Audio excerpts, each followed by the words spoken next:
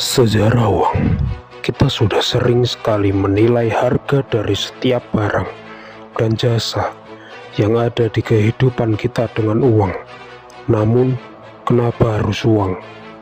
Kenapa tidak emas? Emas jika dibakar, dilelehkan, nilainya pun tetap berharga. Sedangkan uang, jika kita membakar uang pun akan menjadi abu yang tidak berharga, kan?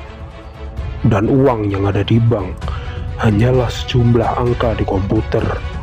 Uang berharga hanya karena kita ingin menukarkan uang dengan hal yang lain. Dan inilah sejarah uang. Ketika kita memikirkan sejarah awalnya uang, yang terlintas di pikiran kita adalah barter.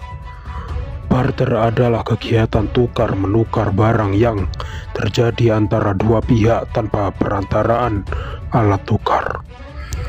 Manusia selalu dihadapkan pada kenyataan bahwa apa yang diproduksi sendiri tidak cukup untuk memenuhi kebutuhannya. Namun, sistem barter sangat kompleks dan rumit. Inilah yang membuat kita untuk menciptakan uang, dan bukti terjadinya barter sangat minim. Menurut David Graeber dalam bukunya yang berjudul The Verge 5.000 Years, menjelaskan bahwa tidak ada bukti keberadaan barter, melainkan transaksi memang sudah menggunakan uang. Di sini yang perlu disadari adalah manusia menggunakan dua alat transaksi yang berbeda, yakni uang dan fiat. Uang dan fiat mempunyai ciri yang sama, yakni 1. Portable, 2. Divisible, 3. Fungible, 4. Durable. Namun, fungsi uang ada 3, yaitu 1. Sebagai alat tukar yang sah, 2. Fungsi asli kedua sebagai sebuah satuan hitung, dan fungsi asli uang yang ketiga adalah sebagai alat penyimpan nilai. Contoh, benda yang dapat dikategorikan sebagai uang adalah emas, sedangkan untuk rupiah, dolar, rubel, yuan, dan peso adalah fiat.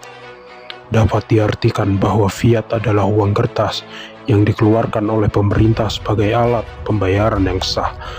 Pengertian sah adalah uang kertas tersebut dapat diterima sebagai pembayaran utang, tetapi tidak dapat dikonversi ke dalam bentuk koin atau logam berharga. Fiat dapat kehilangan daya belinya seiring waktu, karena fiat dapat dicetak dan uang memiliki nilai yang sama karena tidak dapat dicetak. Berdasarkan ini, perbedaan antara uang dan fiat adalah fiat tidak memiliki batas, sedangkan uang nilainya tetap sama. Jika uang nilainya tetap sama, kenapa tidak menggunakan saja sebagai alat tukar yang sah tanpa adanya uang? Emas memang telah dijadikan sebagai media transaksi dan sebagai alat penyimpanan dari dulu. Di masa modern, emas sempat dijadikan basic keuangan yang disebut commodity money. Tapi kenapa tidak mungkin membawa emas batangan kemana-mana, kan? Dalam sistem commodity money ini, emas tersebut hanya disimpan di bank, dan transaksi akan dilakukan dengan kertas yang menyatakan kepemimpinan emas tersebut yang diberi nama dengan claim check. Dalam commodity money, emas adalah nilai sesungguhnya, dan sedangkan kertas yang dibawa-bawa hanyalah tanda kepemilikan kita terhadap emas tersebut. Sistem commodity money kemudian digantikan dengan fiat. Menurut hukum ekonomi, semakin banyak suplai suatu barang, maka semakin rendah nilainya.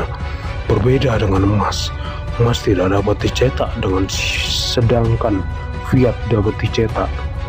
Berkat suplai fiat yang dapat bertambah dan bertambah, maka terjadilah inflasi, dan kita pun berpindah dari commodity money ke fiat currency pada 1971. Ini berarti bahwa uang kertas tersebut harus diterima ketika ditawarkan dengan imbalan barang dan jasa, meskipun tidak memiliki nilai intriksi. Selama uang fiat dapat diterima oleh semua orang, sebagai alat tukar dan memiliki nilai dari waktu ke waktu, maka uang itu juga akan dapat berfungsi sebagai satuan hitung. Dalam hal ini, bank sentral memainkan peran penting dalam ekonomi modern sebagai pemasok dan penjaga dari nilai mata uang fiat. Mereka menjadi lembaga yang ditugasi untuk menjadi kepercayaan terhadap uang.